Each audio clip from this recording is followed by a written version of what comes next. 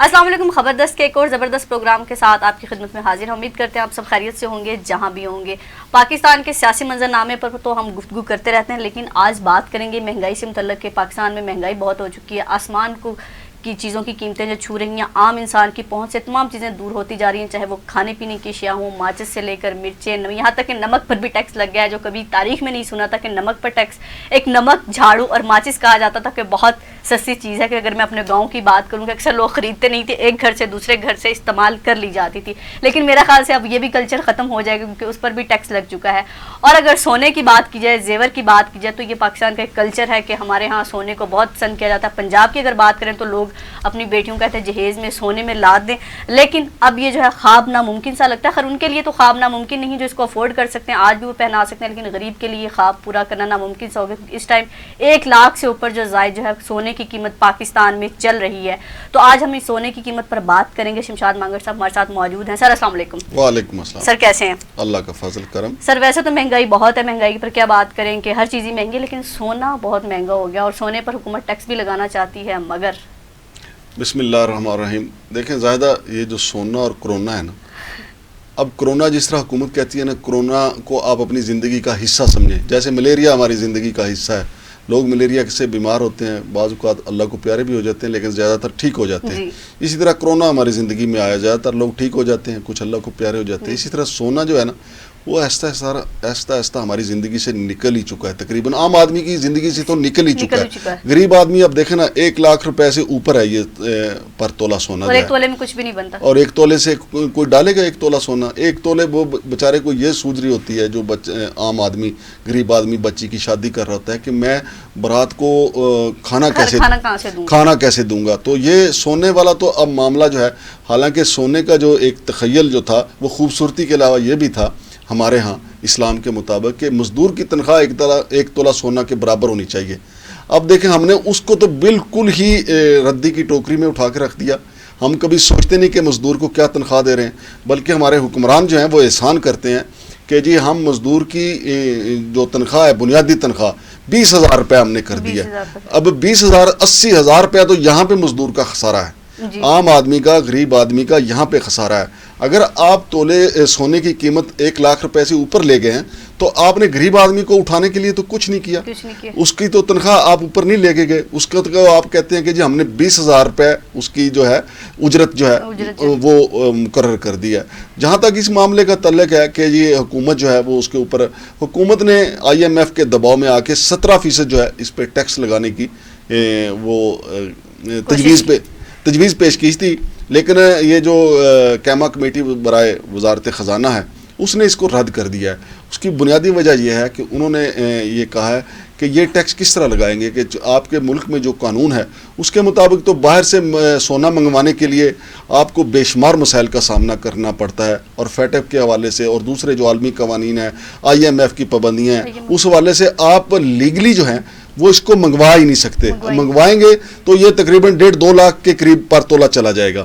ہمارے ہاں زیادہ تر سونا جو ہے وہ سمگل ہو کے آتا ہے پاکستان میں، تو سمگل سونا جو ہے پھر یہ سنیاروں کے پاس پہنچتا ہے، پھر وہ اس کے زیورات بناتے ہیں، تو تب کہیں جا کے ہمیں کوئی ملاوٹ والا جو ہے۔ نانا ابو ایک مثال دیا کرتے تھے کہ سناروں تو جو ہے نا اپنے باپ کو بھی نہیں چھوڑتا، یہ ہاں جی، کہ ان کے پاس جا کے کیا بن جاتا ہے کوئی پتہ نہیں چلتا، بالکل پتہ نہیں چلتا۔ اپنی بیگمات کو یہ ایسی راضی کر لیتے ہیں ملاوٹ والا سونا دے کے، تو لیکن عام آدمی کا تو خیر یہ ذبح کرتے ہی کرتے ہیں، لیکن یہ سمگلڈ جو سونا آتا ہے وہ عوام کو 1 لاکھ سے اوپر تقریباً پر تولہ سونا یہ ملتا ہے۔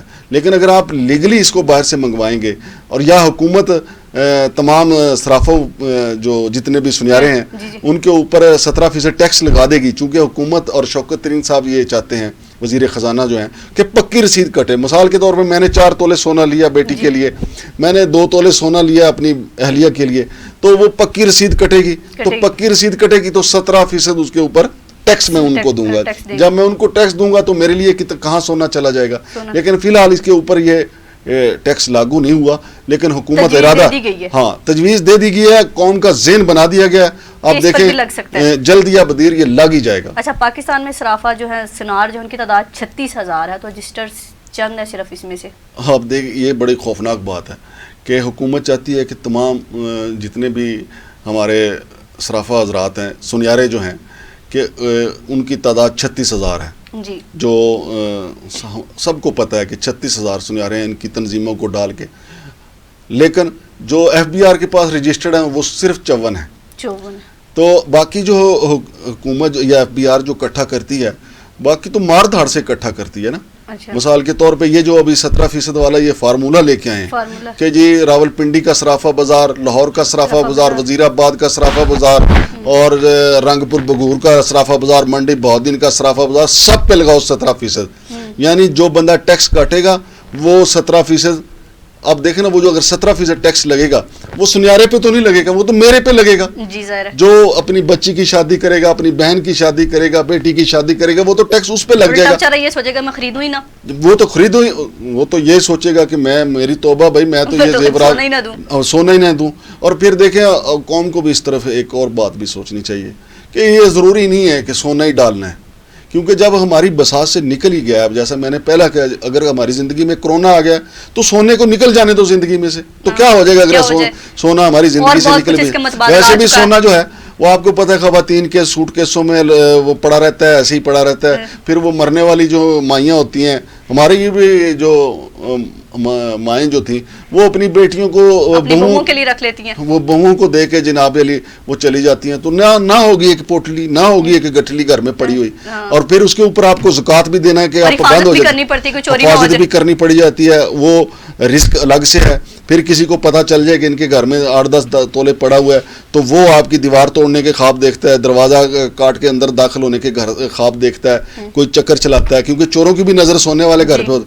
तो वो पंजाबी में कहते हैं ना डोला होसी तो ना रोला होसी, ना सोना होसी तो ना रोला होसी। पाकिस्तान में सोना आता कहाँ से है, कैसे आता है? वो मैंने आपको बताया ना कि पाकिस्तान में सोना ज़्यादा स्मगल्ड हो गया आता है, बैरून मुल्क से गैर कानूनी तरीके से आता है। फिर ये सराफा जो हमारे जो सोने के ताजर हैं, हाँ जी, उनके पास पहुंचता है, या उनके पास जो चोर हजरात हैं जो घरों में चोरियां करते हैं, वो बेशुमार इनको सोना ला के देते हैं, जो हमारी पुलिस फिर इनके साथ मिल जाती है, फिर वो रिकवर ही नहीं होता। किसी के घर से बड़े बड़े सोने, ये बड़े बड़े गैंग हैं ख़वातीन के जो घरों में सफाई के लिए हम रखते हैं, ये घरों के घर सफाया कर जाती हैं, सोना वहाँ से ले जाती हैं, फिर ये सराफा बाज़ार में जाके पूरा नेटवर्क है। वो फिर जब ये मामला पुलिस के पास पहुँचता है तो पुलिस अल्हम्दुलिल्लाह हमेशा की तरह उनको तसल्लियाँ देती रहती है। 2-4 साल के बाद वैसे ही जिसका मुकदमा होता है, जिसकी जो मुद्दई मुकदमा होता है, उसको सुकून आ जाता है कि मेरा सोना मिलने वाला है। हुकूमत ने इस पर कोई काम नहीं किया अभी तक कि सोना कहाँ से आता है? वैसे हुकूमत कहती है कि हम करप्शन जो है ख़त्म करना चाहते हैं यहाँ से, तो ये भी करप्शन है। देखें ना, हुकूमत कहती है ना कि करप्शन उन्हें ख़त्म करनी है, ख़त्म हुई तो नहीं ना, पहले से बढ़ गई है। तो हमें हक़ाइक़ पे जाना चाहिए, जो हकीकतें हैं उनको तस्लीम करना चाहिए। चले, हमने सोना तो कहा, ज़िंदगी से जो है सोना निकालने की कोशिश करेंगे। कोरोना आ गया ना अपनी ज़िंदगी में, सोना निकालें। लेकिन थोड़ी सी तालीम पर बात कर लें। सुना है कि जाली डिग्रियां और PTV से कुछ मुलाजमिन भी फारिग कर दिए गए। हाँ, ये FIA ने कोई तकरीबन 33 अफराद जाली डिग्री जो मुख्तलिफ सरकारी इदारों में काम करते हैं, उनके खिलाफ मुकदमा दर्ज किया FIA ने। 33 लोग हैं वो जिनके पास जाली डिग्रियां थी, वो वेरीफाई होने के लिए गई थी। फिर HEC ने जो है रेफ़र किया FIA को कि ये लोग जो हैं इनके पास जाली डिग्रियां हैं, इनके खिलाफ मुकदमा दर्ज कर लिया जाए। उनमें इन 33 में से 25 वो लोग हैं जो PTV में काम कर रहे हैं। तो ये हमारे फवाद चौधरी साहब जो हैं वज़ीर इत्तलात व नशरियात, उनके लिए लम्हा फ़िक्रिया है। उनको देखना चाहिए कि कौन सी काली भेड़ें PTV में जाली उस पे संदों पे काम कर रहे हैं। और ये वैसे तो तमाम इदारों का ही ये हमारे यहाँ प्रॉब्लम है।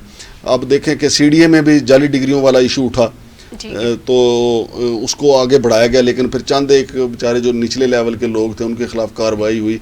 लेकिन जब पता चला कि बड़े बड़े 62 लोगों की जाली डिग्री हैं, फिर इस मामले को ठंडा कर दिया गया। फिर यूनियन भी बीच में आ गई, तो फिर ये मामला ठंडा हो गया। अब देखें, ये मुकदमा दर्ज हुआ है तो FIA को चाहिए कि इसकी पूरी लिस्ट जारी कर दे कि ये लोग हैं जिनकी जाली डिग्रियां हैं, इनके खिलाफ हमने मुकदमे दर्ज किए हैं, ताकि मीडिया में आ जाए। फिर मीडिया का एक दबाव होता है, फिर जल्दी से बंदा बहाल भी नहीं होता। तो ये सारे इदारों का ऐसा ही हाल है। चलें, इस पर फिर एक नेक्स्ट वीडियो में बात करेंगे किस किस इदारे में जाली डिग्रियां आ चुकी हैं। तो नाज़रीन, जैसे शमशाद मांगर साहब ने कहा कि सोना अपनी ज़िंदगियों से हमें ख़त्म कर देना चाहिए। वाकई जैसे हम यूरोप के कल्चर को बहुत फॉलो करते हैं, तो वहाँ ये सोना वोना कुछ भी नहीं होता। तो वहाँ लोग पढ़ते लिखते हैं, अपनी जॉब्स करते हैं, नौकरियाँ करते हैं। आजकल गाड़ी, प्लाट, ये चीज़ें आप खरीदें जो आपके बाद में भी करें। सोना जो हमेशा صندوقوں میں جو ہے رکھا رہتا ہے اور کہیں کام بھی نہیں آتا. تو یقیناً جب ہم اس کو خریدنا کم کر دیں گے تو اس کی شاید قیمتیں بھی کہیں آسمان پر جو پہنچ رہی ہیں کہیں نیچے آ جائیں. حکومت بھی جو ہے اس کو ٹیکس نیٹ میں لانے کی کوشش کر رہی ہے, تو لگائے ٹیکس, تو پھر وہی لوگ لے سکتے ہیں جو اس کو افورڈ کر سکتے ہیں. عام آدمی اس کو نہیں خرید سکے گا. اپنا اور اپنے پیاروں کا بہت خیال رکھیے گا. نیکسٹ کسی پروگرام میں ملتے ہیں خبردست میں کسی زبردست خبر کے ساتھ. ہمیں دعاؤں میں یاد رکھیے گا. اللہ حافظ.